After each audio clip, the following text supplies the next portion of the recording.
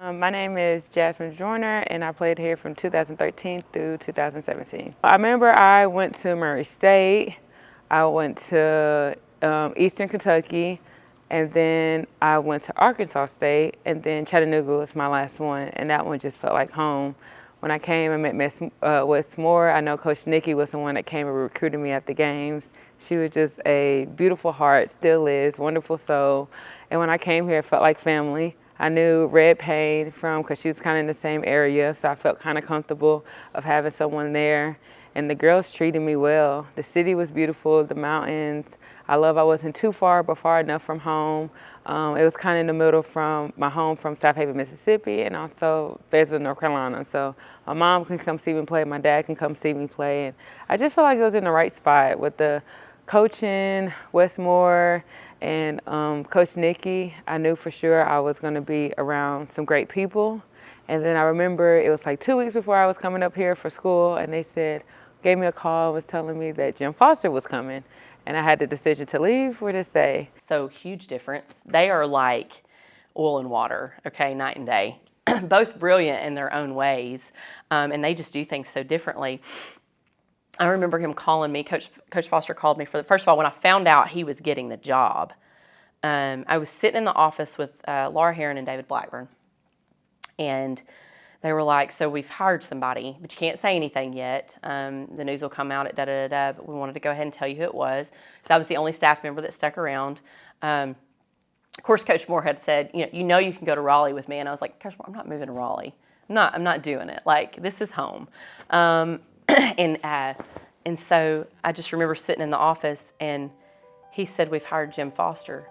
And I literally looked at him and I said, shut up. And I was like, oh, that was so disrespectful. I probably should have said that. And he was like, no. He was like, you know who he is? And I was like, I've not been living under a rock all these years. Yes, I know who he is. And I was like, how the heck did you do that?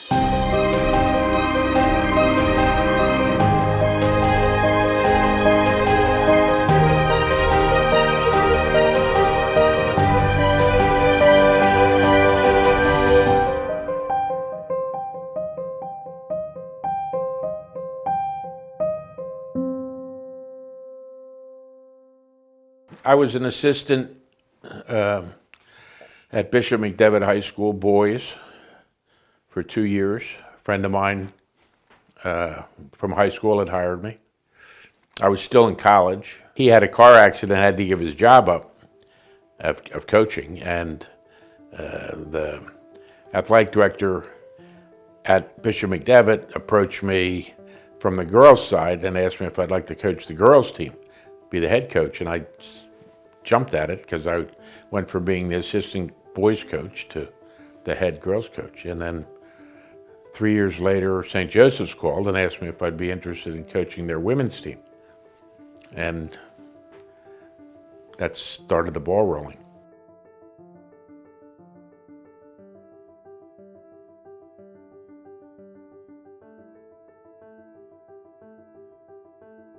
When he got hired, before he even started, he was inducted into the Women's Basketball Hall of Fame in Knoxville. So a contingent of us went up there and had a great time and got to see him get inducted, got to see Gary Blair get inducted with them. I mean, it was a lot of fun, and hang out at the hotel with all the inductees and everything. So you knew you had something special when he got there.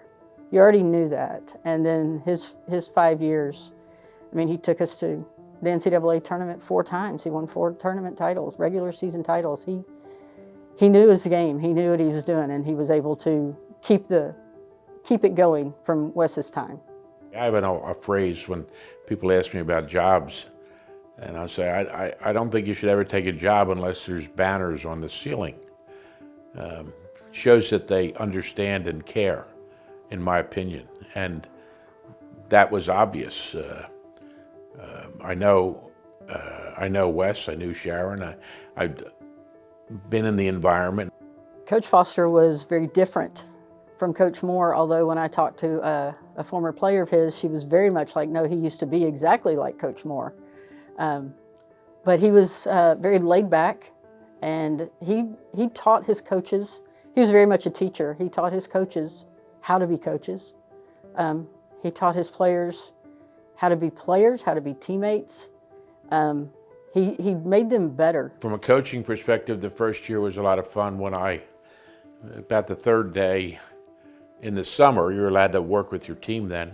Taylor Hall evolved in front of my eyes like what is this? Like who is this I'm coaching? Because she had decent numbers and right away transitioned in my mind how we were going to play because of her. Because she had a lot of attributes and it was sort of a challenge to incorporate how many of these attributes can you incorporate into how you want to play. She was a forward. He put her at the point. As a forward, she controlled the game, but she was still a forward on the team. So she would have the ball, she would decide what was going to happen, where it was going to go, and that was because of him. He saw that in her. He knew that that was something that she could do. I mean, we could switch defenses on play man-to-man and switch every screen if we needed to or wanted to, because she could guard the point guard through the center. She could guard anybody. And it was just a lot of fun that year, and probably something that will never be repeated in the Southern Conference. I mean, she was the Defensive Player of the Year. She was the most valuable player for the conference, Player of the Year, and she was the Student Athlete of the Year. Academically, she was a great student. So that was a lot of fun to me, to get a kid. We were playing at Wofford and had a freshman, sophomore point guard, and they weren't mentally there. And we were winning a lot of games, and we were good. And I think the environment, or just assuming that we were going to be good. And at halftime, I just said, "Can you mind playing the point?" And she said, "No." So made her the point guard and sat the other two so they could watch. And we came back and won the game kind of handily, and it was because of her. And the ability to teach a couple of young players some lessons and have a player accept that responsibility. He did that with Kayvon Towns as well. She was not a point guard, but he made her a point guard, and she was probably one of the best point guards we've had. Red paint. I've loved when I was at Ohio State.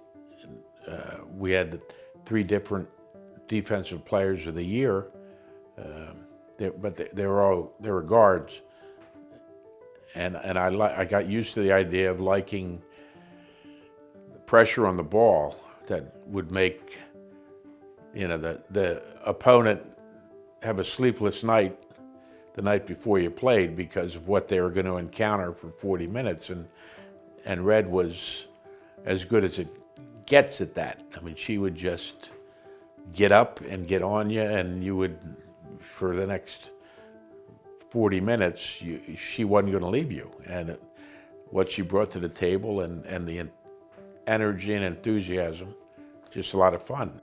Started chasing the miss right as it left her hands. The jump ball situation. Coach Foster used to call me Jazz Badazz.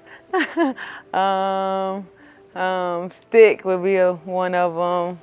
But normally it's just jazz, it's just jazz.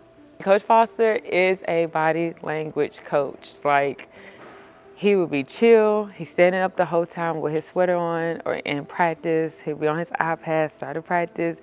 I'd be like, okay, Coach Foster got a lot of trust in us. That's what I felt. It never was it erratic, never was it chaotic. It was very calm. The way he coached us was calm. Before he even decided to raise his voice, he'd kick us out of practice. And we have got kicked out of practice plenty of times, where we came back that night and we'll practice again by ourselves because Coach Foster, he believed in us. The biggest memory was she couldn't practice for 4 or 5 days because she had to clear a medical situation, and she wasn't allowed to do anything. So we were practicing and doing what you do at that time of year, and I would see this very long person come into the gym and sort of have to stand there. and just, I knew just her presence and her demeanor and just who she was, that she was absorbing everything we were talking about. She was very engaged and involved in it. It didn't take her long to impress us on the court. And she had, at that time, we had two fifth-year seniors that played the same position. And I think we were at Davidson, and one was injured, the other one got injured during the game, and then Jazz had to play. And I think it might have been an overtime game, and I think she blocked maybe 10 shots, because they had no idea who she was. They had no scouting report on her. She didn't play a lot of minutes at that time, but her impact, I think, became very evident to the league from that moment on, that getting shots off against us wasn't going to be very easy. And then she evolved and developed as an offensive player. Would I say that was probably top tier, one of the smartest men I have ever learned from under? Like, under pressure, he'll just look and he'll either have us figuring out, he'll call a timeout, whatever happens. If we're just, the other team going to runs, call a timeout. He'll sit in the middle. We're all quiet or we're all talking, trying to figure out. He'll look at us. Y'all good?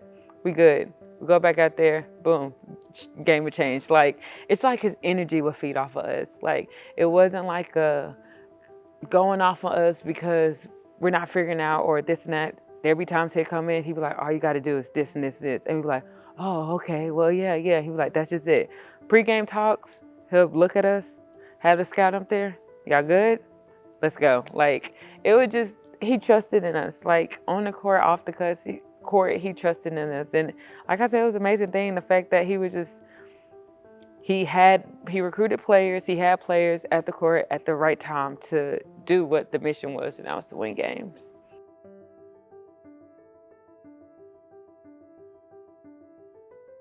You know, David was really good of letting me schedule and come up with some innovative ways to make it work. We didn't have to play guarantee games. But if Connecticut's going to come in the door, we know we're going to draw a bunch of people and you're going to make some money.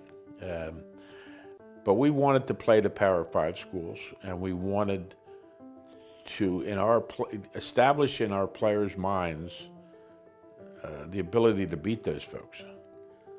Because inevitably in the NCAA tournament, you're going to get sent somewhere. You're not going to get a home game. The one home game Chattanooga had years ago, they won, and it was a scheduling situation that got them the home court. Those situations don't happen very often, if at all anymore. So if you're going to play them at the end of the year in March, why not go there in November, December, when you have the opportunity and get the experience? So I think we won at Rutgers, we won at Florida, we won at Indiana. You know, that sort of helps your mindset in terms of the ability to walk into those environments. And when you walk into them, you know, they've all spent fortunes on their practice gyms and their arenas, and that's the same kind of arena you're going to walk into in March.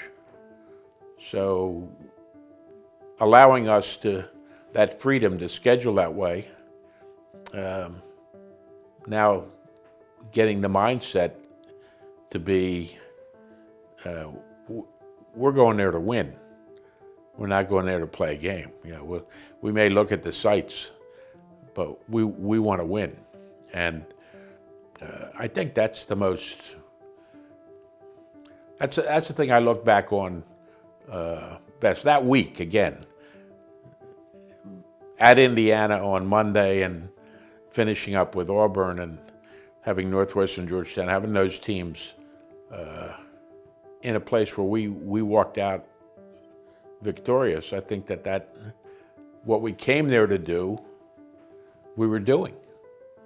And that, to me, there's a lot of fun in that. I mean, the one year we beat Tennessee and Stanford. It's Coach Foster's first year, and the Tennessee fans did not let Coach Foster forget that he had been at Vanderbilt, and they all were showing him the newspapers from when they beat him before. So the Tennessee fans did not care for Coach Foster. So then, fast forward another year, Tennessee comes back to us. They're ranked 4th in the nation this time, and they've had a great year. You know, the previous year, they're coming to us. They're playing. I was sitting on press row and looking, and we didn't have a million fans like we've had in the past. We had probably about 5,000 or 6,000, which is a lot. But I'm sitting there like, this is going to happen again. I can't believe we're going to beat them again. Because as the game was going, we were controlling the game the whole way. It was just so incredibly amazing. So we win the game, and somebody asked Holly if she would ever come back to UTC. She said, "Oh, we'll keep playing. We'll keep playing them." But then I don't think they've been back since, and they've managed to get us to come up there a few times. So I think it was more of a we're going to stop for a little while. We're not going to continue this series. But later that same year, like around Christmas holidays, there was hardly anybody in the stands. We're hosting Stanford. They're ranked 7th in the nation. And we're going along and we're controlling that game all the way through, just left, right, and sideways. It was crazy. And I'm like, I can't believe we're going to have another top 10 victory in the same year. As something that we'd never done and probably not likely to do again. It was our year. It was really something that we worked hard for, and it was just something that I hope to see again. I mean, we're Chattanooga. That's not supposed to happen. And it was the Reds of this world and the Jazzes of this world and Chelsea. I mean, you could go down the list of players that helped you accomplish that. And it was just, that was fun. That was, you know, how do you protect the lead? You know, you get to win that game. They're used to, they win 80-some% of their games. That's their bailiwick. That's where they are. And just plays that evolved from that. I remember Stanford, I think, stole the ball half court, and they're going down, and it looks like they're about to sort of break our back, and lo and behold, here comes a player from behind to block the shot in a spectacular fashion, and those kinds of things just sort of jump out at you.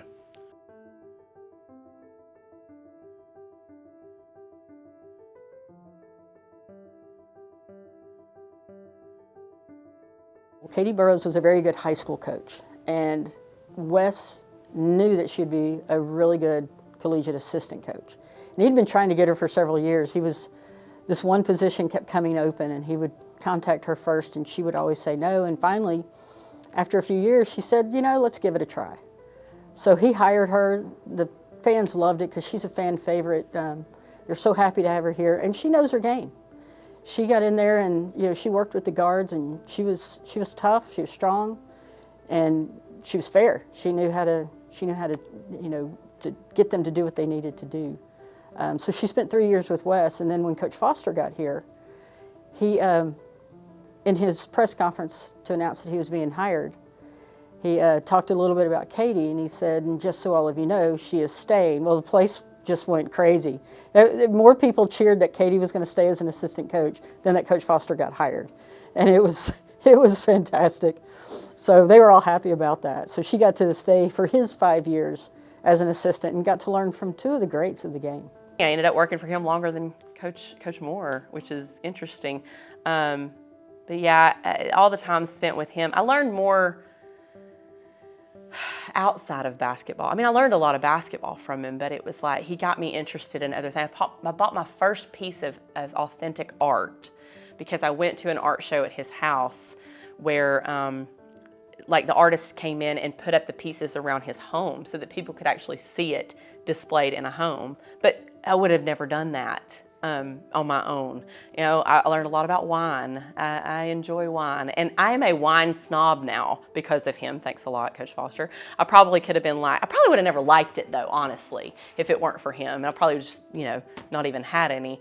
But yeah, he helped me kind of develop my palate with that. And so every now and then we'll go try a new bottle. I'll send him a picture and I'll go, "Do you approve?" And he'll give me a thumbs up or, "Ooh, yeah, that's a good one. Next time try," you know. And so, yeah, but it's interesting. So things like that, just to kind of make that shift from Coach Moore to Coach Foster, it was another pretty sweet time for me to be able to learn different things and to be around different people. And he had a different view of the world too, you know, so there's always interesting conversation. You never had an uninteresting conversation with him. And Donna, Lord, she's a hoot. Let me tell you, there ain't no Jim Foster without Donna Foster. She takes care of him. And that's, they're adorable, first of all. And I think that was a really cool time to spend with them because she was always on the bus with us, and she and I became pretty close, and we laughed a lot, like cackle laughing on the floor at hotels. So I'm thankful for that time period that I got to have with them, for sure. That that I was worthy enough to keep. When Coach Foster left, he left behind that he felt Katie would be a very good replacement for him, that she knew the team, she knew the players, and knew the game, and would be a very good replacement. And so they did a national search. They went to Atlanta, to a hotel there, to do all their interviews in secret. And I've heard the story a couple of times that the way they told Katie that she got the job was they called her in and said, "Hey, have you already lined up everything for the coaches meeting with the Southern Conference? You know, all the coaches get together in the summer and they meet." And she says, "Yeah, I've already got that done." And they said, "Well, you don't need to change the name on the reservation because the job is yours." So she was all excited. They told her it's her job, that she got to take over the team. And I mean, that was just the second time that we've had a former player become a head coach. So that was a special time. Yeah, I felt the love from everybody, you know, initially. And obviously, anytime you're in athletics, it's ebbs and flows, right? Your ups and downs. You know, you're winning, it's great. You're losing, it's not so great, you know. And, you know, and at that time, it was a very, you know, they made me go through the whole process, which I'm so thankful for still to this day, because I think it was a good experience for me to be able to kind of, you know, there's some people that just get placed into it, but it was like I felt like I really earned it, you know, and so super thankful that was kind of the way that things, the direction that it went, and still remember everything about it, you know, from the interview questions and the panel and the way that they all, you know, knowing all these people sitting, it was more pressure for me having people in the room that I knew than I think it would have been if I had just kind of randomly, you know, been chosen to come interview with them. A lot of pressure. And then to be called back and to be able to celebrate with all those people who I knew and cared for. And that was a pretty cool experience. And then, you know, just to be able to, I mean, come back and still continue to give back to the program that I love. Because, I mean, what were the odds that, like, if I hadn't tried, what were the odds that the next coach was going to want to keep me on and the next coach, you know? And so it's like, I got to try. I watched Katie play out her career. And of course, coming back as the head coach was a big step for her. I don't know that she would ever admit to that, because I think she was ready to be a college head coach. Why not? And why not your alma mater? Give it a go. As all of us know, many times that never works out. But it took 3 years for it to finally unfold and work out. Katie had some tough road along the way and some tough players along the way to convince that they knew how to play. Her style of coaching was learning. She was still learning about being a head coach. But I can't imagine being a head coach and you're on the job learning your first Division I job. And you going to make mistakes. Were they deliberate mistakes? Heck no. But they're mistakes. And I think she was getting the grasp of it when we got better and had more success. But I think at the same time, it was one of those things where coming back to your alma mater is got to be the toughest thing in the world. I think watching or seeing, her going from an assistant to a head coach, I think the biggest difference, like I said, was just her energy. Man, I tell you, she was so fired up. Like, man, her energy was so great. Though my last 2 years, because I knew she trusted us as a team, like, I remember talking to her on the bus. And this was, and I know my 5th year it was ugly. We were on a 11-game lose streak. And I remember it was our last road game, and we were on our way home. And I went up and I sat with her on the bus, and I said, "Hey," I said, "whatever you need me to do," I said, "I'll do it." I said, I just need a little direction. Like, that's just tell me what you need. And she was like, "I just need you to trust me. I just need you to trust me." And I said, "No, I trust you." I said, "But I also know, like, what it looks like from the media." And I said, like, we all are like 1,000% behind you. Like, we want this thing. We want to win this thing. And I kid you not, I mean, here comes tournament time, and we bring home a regular season title, and she's like, "You just trust me." Like, that's all I needed. And I just think the biggest thing was knowing that she believed in us. But I think that was the biggest thing with Katie.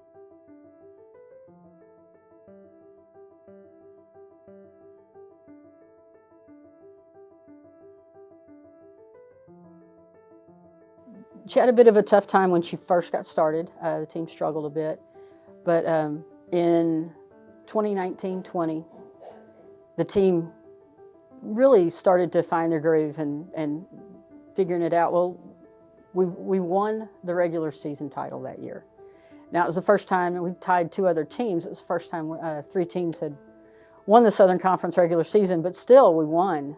And it was like we finally had an opportunity to kind of shift gears, and we started connecting right at the right moments, right? And we had battled, like fought for that moment. And I was so happy for them because I knew the extra work that they put in, and I knew that they were capable. I always knew they could get to that point, and I think they just needed that. I think they needed that for themselves. For me, it wasn't for me.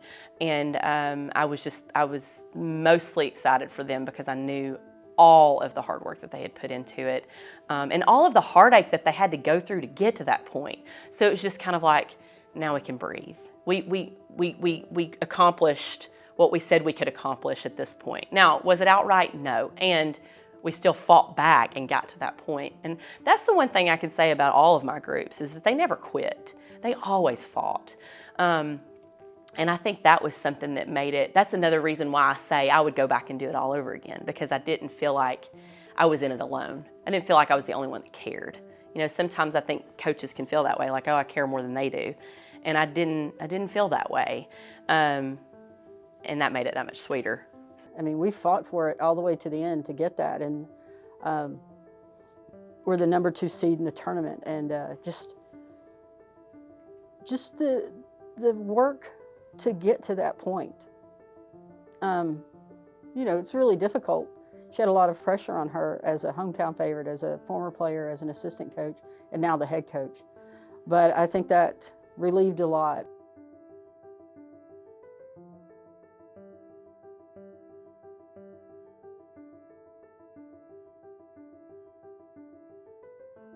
The end of the 2020 season, we were supposed to go to the NIT.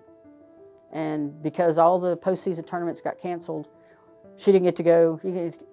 Did not get to coach in that postseason. So that was a hard pill to swallow right there. But COVID was happening to everybody. All these others were not getting to go to NCAA. And then The next year was really a strain because games were getting canceled, getting postponed because of COVID. People weren't going to be able to go play the games that they wanted to play to get the experience they needed to experience. I mean, I remember that first summer, it was going into preseason practice that September. It was like at the end of September. And I popped positive, wasn't even sick, popped positive. And I can't go to the first 2 weeks of practice. I got to sit at home, and I'm like, okay, video it and send it to me. Like, how effective is this going to be? What a miserable time for all of us, right?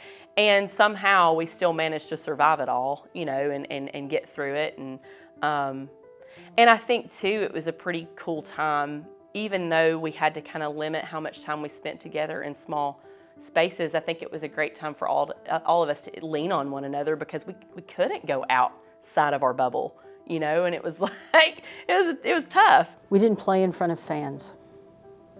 Gymnasiums were empty. Now I realize it's the same for everybody, but that's a hard thing when you're, a team like us who's used to having fans in the stands, because quite honestly, many of the teams we played would not have that many people coming to their home games.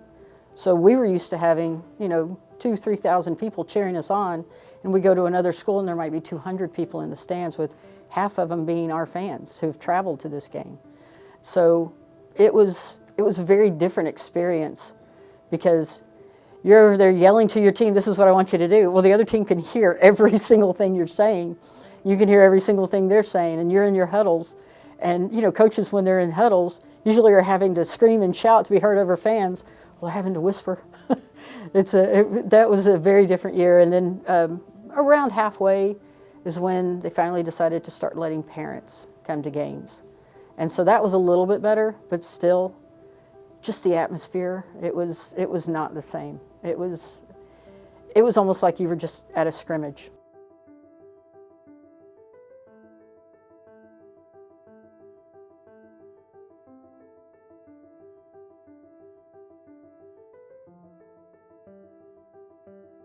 Katie's knowledge of the game was really her strong suit. She knew a lot about the game.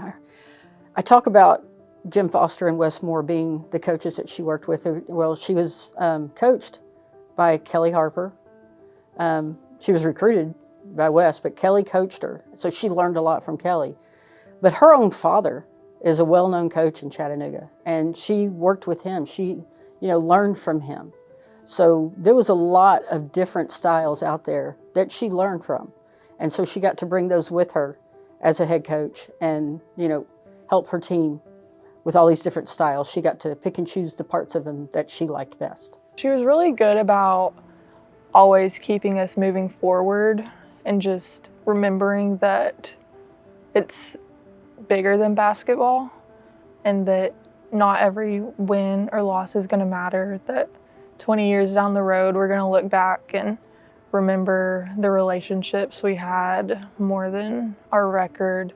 And she was really good about staying positive and just knowing that it would get better because we did struggle in non-conference a lot, but we always did fine in conference. So that was a big part of just continuing to move forward and keeping our eyes on something bigger. Her energy and her love, I tell you, there was a lot of times where I really didn't think I was gonna make it. And not even basketball wise, going into her office and just pouring out and just talking to her about life. It was just nice to know that, I had a coach that cared about that kind of thing. She loved us as much as anybody could love girls that aren't her own. She wanted this university to win and wanted this program to be the best it could be, more than anybody could ever want a program to succeed. Just really thankful for the years I got to play under her. After her 4 years, Coach Katie stepped down, and we had to go search for another coach. And that was unusual because we'd had coaches who'd stayed, 11 years Coach Fanning and Coach Perry both stayed 11 years. Coach Moore was here for 15. And then Coach Foster was for 5. And then 4 years later, we're having to find another coach. So it was a quick turnaround doing another national search. I was working for our women's golf team, helping to run a tournament. I was taking care of the volunteers, and I get this phone call, hey, we've got a new women's basketball head coach. And so I called him up, and very excited. You could just hear the happiness and excitement through the phone. You could hear the passion that he had for wanting to jump in and get started, because this was Coach Poppie's first job as a head coach. He was an associate head coach where he'd come from, but this was his first time where he got to be in charge. And you could just hear the wheels turning, that he was ready to go, that he was ready to make his mark. And when he got here, I very much felt like he's a lot like Wes Moore. I see his coaching style, not that they call the same plays, but the way they call the plays, the way that they control the game. I can see very much, that he's really going to be great. I wasn't necessarily searching for every head coaching job in the country, but you follow a lot of jobs that would intrigue you if, one of those kind of deals. If that were to come open, is that something you'd be interested in? And while you're doing that, you're in your own season. You're trying to fight. And obviously, I was at Virginia Tech, and as the season kind of wore to the end, I had kind of heard a few things just in this business that there could be potential of some movement. And when that happened, I just so happened to be connected to a handful of people. Mac McCarthy probably would be the first name that would come to mind, just to get interest, right? And not necessarily me, hey Mac, go sell me. It was more so what is Chattanooga? I know what it is from the outside looking in, but there's always a different story when you can hear someone that's been inside of it. And that was the start of it. If you know the history, Mark and my former boss, Kenny Brooks, worked together at James Madison a number of years ago, stayed connected through all these years. And so that became another conversation, when the time came. And so it always felt like a place I'd be very interested in if I could get an opportunity. As the process went on, you got more and more excited because I felt like this place could be special. And then was fortunate enough to get the call to be given an opportunity to lead this program. And it's been nothing short of what we thought it would be. I say we, my family and I, because they played a big part in this as well. I can't wait to embark on our new journey here in Chattanooga. And Kai, buddy, I promise you we're going to cut some nets down, and that's going to stay true. We're going to do that here soon. I knew that there was something special that he was bringing. Just the energy and excitement he brought to a place that he really knew very little about other than being at Furman before. But just the confidence he had, and not just himself, but in our team. Coming off the season that we had, the fact that he showed that confidence in what we could do was really special. He knows the game inside and out. He knows by just glancing almost at a player that what they can and can't do. He is energetic to the point of sometimes being over-energized because he is so enthusiastic about the game. It brings passion. Like having that type of energy, it makes you come and work hard every single day, and it makes it so much fun and so lovable. It's so contagious. Like he bring it every day to practice. He bring it in the work office. He bring it at games especially. He puts on a show. Like it's just, you can tell how much love and passion and how much he wanted for these girls. Like you can see it, like actions don't lie. For a first-year head coach, he came in knowing how he wanted to coach the game. And you could see some struggles in the beginning, and where some of the players might not quite understand exactly what it is he wants to do. But you could see as the year went on, and they're all buying into everything he's saying. They all want to succeed. They want to do what he wants. So you can see that happening. And so they managed to get 20 wins his first year, and that's not an easy thing to do out of the gate. And I felt early on that we could compete. Things had to go right. We had to stay injury-free or at the right time, sickness, there were a lot of things. We had to continue to get better, but I felt like we had an opportunity that we could. But that was more internal. You think external probably thought there's no way, coming from what had happened a year before, and there was a lot of returning kids off that team. And but we just kind of stayed the course. We stayed the course. And then I think, again, we played our best 3 games, or 2.5 for sure, when we needed it the most. And then we get to the tournament where we'd been knocked out, for the several years before that, we'd been knocked out pretty quick. And so we're in the tournament and we win the first round game. Going into the first game, I think there were a lot of nerves on the team, just because we knew we could win the tournament. It was just, especially from the returners, it was kind of that memory creeping back in and that feeling from previous years and the hurt of not winning. So we were nervous, and you could definitely tell the first 3 quarters of the Furman game that we were nervous. But once we settled in, it was over from that point on. I'll never forget the timeout in the middle of the 3rd quarter. And I said, y'all, we are out of options. We know that we're playing tight. There's nothing else to lose, or else we'll be going home. And they changed. Just whatever reason, their mindset changed. And I think we call it antics, or I think it's more of an excitement. How they, in a sense, turned the light bulb switch on for that full last piece of confidence that we needed to run through that tournament is what made me even more excited over there, because it was finally, that light had finally turned all the way on and was bright, and they truly believed how good we were. I think we really found ourselves. We found that confidence again, and really our defense, once we were able to get our defense back to what it had been, there was no way that any team was going to be able to keep up with us. And then we win again in the quarterfinal. And everybody's, they're feeling it. Everybody's believing. So that game against ETSU, we had beat them both times during the regular season. So we barely beat them up at their place, and then we beat them pretty good here. And there was some inside stories going on about how they felt about us versus them.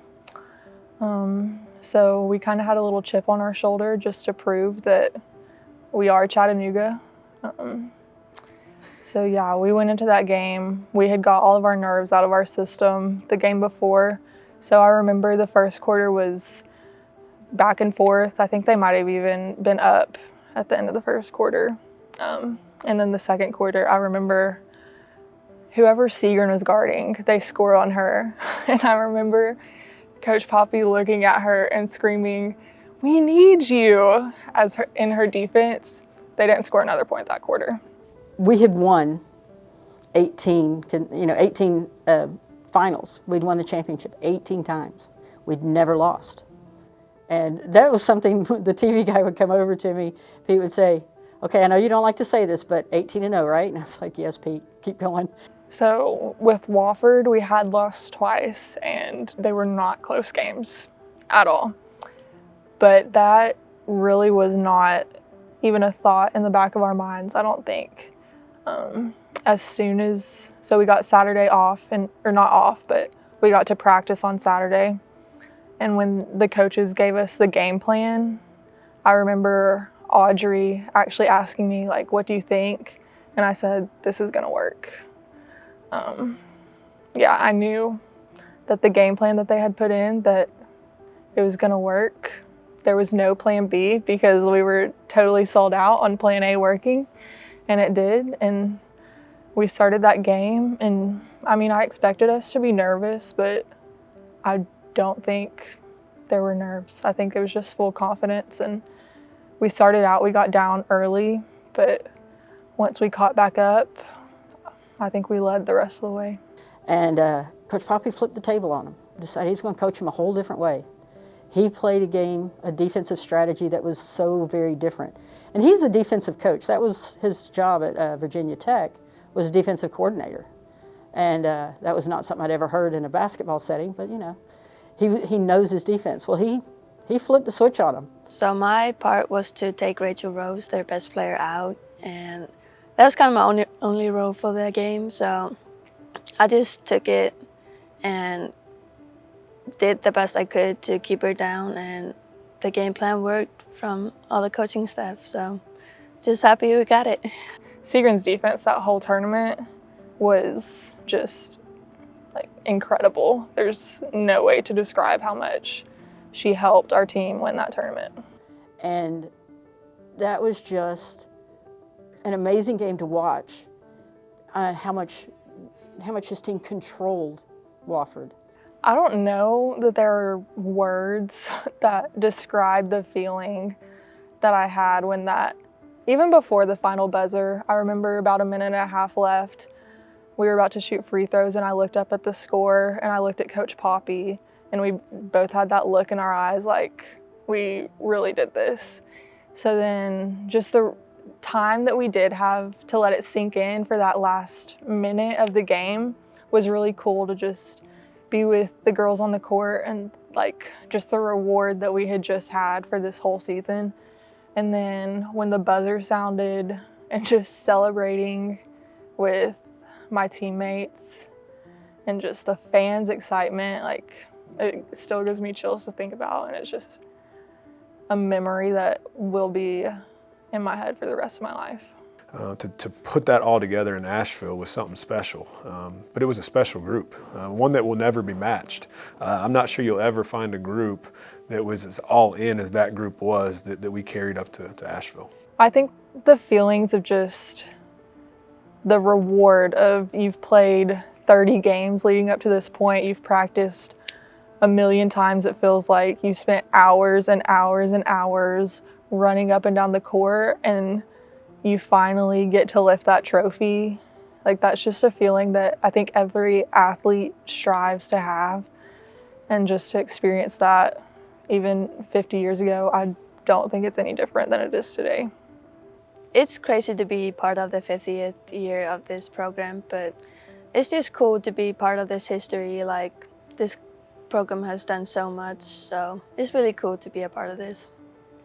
You know, I wish every year was the 50th, and here's what I mean by that is I don't think we appreciate it as much as what we do have, and we don't share the history as much as we should. And what this year, as we get ready to start it, and as we know that this is coming, a lot of them stories that aren't told enough, we're getting to hear. It almost puts you in tears to think about where this was, all right? And not only this place, but just women's sports in general. With that, the reality is we're not where we need to be yet still.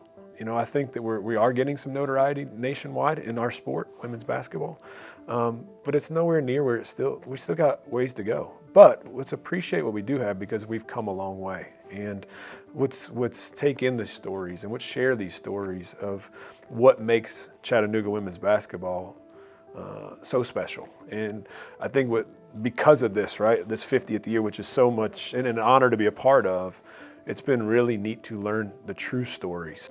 Like what was accomplished here and the resources weren't here is pretty special, but it's also the people, right? The other 6 that have been in this chair before I have are just unbelievable what they did. That's where the pressure comes, because now we do have the resources, right? And to match what they did to build this place, it's a lot of pressure, but that's a privilege, and I'm honored to be in this seat, but I don't want to share just my story. Let's hear the stories of what makes this place special. And I'm again honored for this 50th year. We're going to continue to share stories with our current team, so that they can be a little bit more appreciative of what they do have, whether it be the arena, whether it be our meal plans, whether it be how we travel, whether it be the amount of gear that they're given in a sense. And they're spoiled, right? But you know what? That's a good thing, because that means that we're being afforded the opportunity to give them something that through these 50 years they were not. And so I'm really looking forward to this team and having its own set of history in this program. It's a new team, but let's continue to learn about what makes this place so special.